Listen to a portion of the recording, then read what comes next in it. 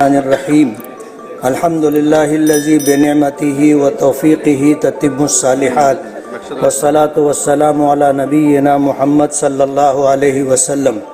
मैं मुफ्ती मोहम्मद इस्माइल अब्दुल खालिक, जिसे महाराष्ट्र असम्बली का रुकन मुंतखब किया गया है, अल्लाह पाक के नाम पर हलफ लेता हूँ कि भारतीय कानून की पासदारी करते हुए भारत की अखंडता और सालमियत के लिए जद्दोजहद करता रहूँगा और बहैसियत एमएलए अपनी जिम्मेदारियों और अपने फ़राइज़ को पूरी ईमानदारी के साथ अंजाम देता रहूँगा।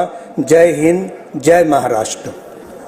श्री राजेश क्षीरसागर, श्री पराग अडवणी, डॉक्टर राहुल आहेर, श्री नारायण कुचे, खोपड़े।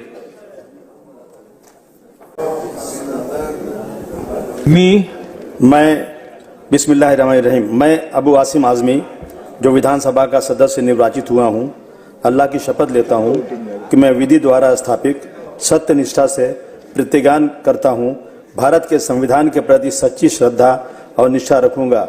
मैं भारत की प्रभुता और अखंडता अक्षुण्ण रखूँगा तथा जिस पद को मैं ग्रहण करने वाला हूँ उसके कर्तव्यों का श्रद्धापूर्वक निर्वहन करूँगा। जय हिंद, जय महाराष्ट्र।